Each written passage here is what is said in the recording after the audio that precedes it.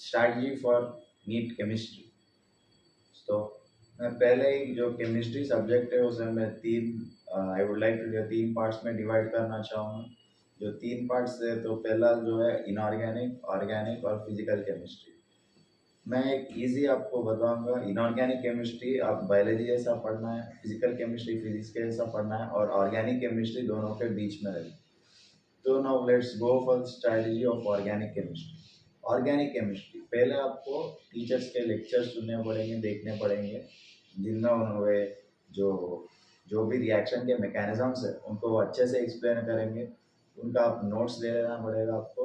और ये नोट्स सिर्फ ये नोट्स रिवाइज कीजिए पहले कुछ दिन, ताकि वो मैकेनिज्म्स और जो के इम्पोर्टेंट पॉइंट्स है वो आपके दिमाग में बैठ जाए।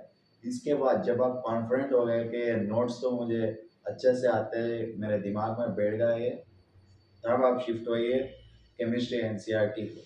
यहाँ भी बहुत अच्छे से लिखे हुआ है, and most of the questions in NEET organic chemistry comes from the reactions given in the NCERT text book itself. So आप यहाँ से सिर्फ और सिर्फ एनसीईआरटी पढ़िए, और नोट्स जब पढ़िए जब आपको ये आएगा कि अरे मैं भूल जा रहा हूँ बोल के, जब आप सोचेंगे तो अच्छा पढ़िए आपके नोट्स। नहीं तो सिर्फ और सिर्फ एनसीईआरटी बार बार पढ़ना आपको ऑर्गेनिक केमिस्ट्री के लिए। और और प्रैक्टिस प्रैक्टिस तो पहले सेम हर एक जो पूरे पूरे तीन सब्जेक्ट है उनमें सिर्फ एक ही एक स्ट्रैटेजी है। पहले एनसीईआरटी के जो इन टेक्स्ट एग्जाम्पल्स है, इन टेक्स्ट क्वेश्चंस है और एक्सरसाइज क्वेश्चंस, इन इन सब को अच्छे से कर लेना है। उनके सॉल्यूशंस देखिए अगर आपको जो नहीं आ रहा है सवाल करने के लिए, तो देन आफ्टर दैट उसके बाद आपको प्रीवियस ईयर क्वेश्चंस करना है। प्रीवियस ईयर क्वेश्चन जैसे मैंने बोला कि जो पास 30-31 ईयर्स है उनको कम से कम एक बार तो कर लेना है। और जो पास्ट 10 ईयर्स के क्वेश्चन है उन्हें आप 2-3-4 बार कर ले सकते हैं, as much as time permits. Okay, आपने जो एनसीईआरटी के क्वेश्चन वो कर लिए और प्रीवियस ईयर क्वेश्चंस भी कर लिए, उसके बाद आपको जाना है एक्स्ट्रा क्वेश्चंस के लिए अगर टाइम है तो कौन सा तो भी एक स्टैंडर्ड बुक, नहीं तो एक अच्छा सा जो नीट फोकस्ड क्वेश्चन बैंक जो ऑनलाइन में भी मिलेगा आपको, नहीं तो जो हार्ड कॉपी बुक अच्छा सा स्टैंडर्ड बुक में भी मिल जाएगा। And famous options for organic chemistry is like M S Chauhan. मगर मैं ये बताऊंगा कि अगर आपके पास टाइम नहीं है तो इस किताब को मत करिएगा, क्योंकि आपको टाइम जो बहुत कम रहता है, कुछ लोग को जो अगले साल नीट देने वाले हैं बहुत टाइम लेगा ये किताब। तो आप अच्छे से कौन सा तो भी एक ऑनलाइन क्वेश्चन बैंक लीजिए, उनका सब्सक्रिप्शन लीजिए और सिर्फ उसे सॉल्व कीजिए। ये बस हो जाएगा ऑर्गेनिक केमिस्ट्री के लिए। अब आते हैं अपन इनऑर्गेनिक केमिस्ट्री के तरफ। इनऑर्गेनिक केमिस्ट्री के लिए जहाँ तक आप मुझे पूछ रहे तो लेक्चर देखने और सुनने का कोई ज़रूरत नहीं है। सिर्फ और सिर्फ जो एनसीईआरटी टेक्स्ट बुक है उसे बार बार पढ़िए, क्योंकि जो नीट क्वेश्चंस एक भी क्वेश्चन बाहर नहीं आएगा एनसीईआरटी से। और जो एनसीईआरटी में जो रिएक्शंस और पॉइंट्स और जो भी इंफॉर्मेशन नॉलेज है वो आपको रट्टा मारना पड़ेगा, इसे वैसे ही याद रखना पड़ेगा वर्ड टू वर्ड। तो इसका एक ही एक सॉल्यूशन है कि एक लेसन को कम से कम 10 बार पढ़ना पड़ेगा आपको। और ये पढ़िए, और उसके बाद जो एक्सरसाइज क्वेश्चन है, और इनऑर्गेनिक केमिस्ट्री को आपके खास के एक्सरसाइज क्वेश्चन पे बहुत ध्यान देना चाहिए, क्योंकि जो इंफॉर्मेशन टेक्स्ट में नहीं है वो आपको एक्सरसाइज क्वेश्चन के सॉल्यूशंस में मिल जाएंगे। और इन्हीं इसी इंफॉर्मेशन पे कभी कभार नीट क्वेश्चन भी पूछ रहे थे, और तब सब सोचते हैं कि जो एनसीईआरटी से बाहर पूछ ले, मगर ये एनसीईआरटी के एक्सरसाइज क्वेश्चन में हिडन रहता है, वैसे ही एग्जाम्पल क्वेश्चन में भी। तो पहले ये कर लेना चाहिए आपको।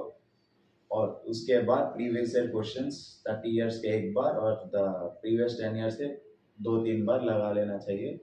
और इनऑर्गेनिक केमिस्ट्री में जो एक्स्ट्रा क्वेश्चंस है उनका उतना ज़रूरत तो नहीं है, अगर आपके पास बहुत टाइम है आप कर सकते हैं, मगर it should be at end of your list to do things, क्योंकि इट विल वेस्ट टाइम।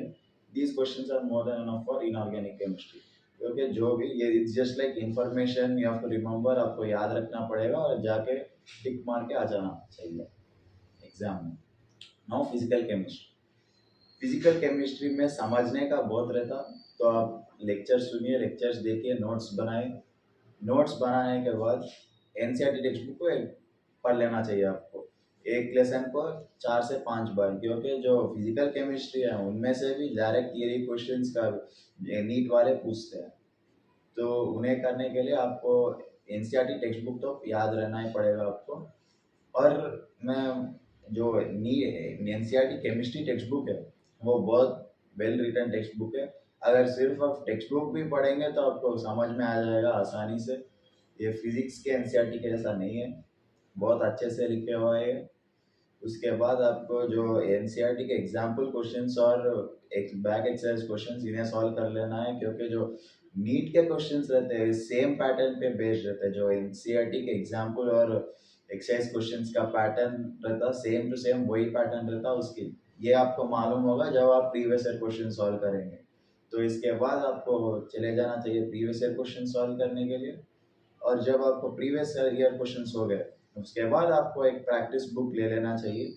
और अगर मुझे पूछेंगे जो बहुत सारे लोग एन अवस्थी बोल के एक टेक्स्ट बुक रहता है उसे सजेस्ट करते हैं, मगर सेम जैसे एम एस चौहान, अगर आपके पास टाइम है तो आप कर सकते हैं, नहीं तो मत कीजिए ये। You can go for any online question bank, आपको मिल जाएगा, सब्सक्रिप्शन ले लेना और उसे खरीद लेना और वो कर लीजिएगा, वो मोर देन एनफ हो जाएगा आपको। तो ये है strategy to crack NEET chemistry. बस, थैंक यू।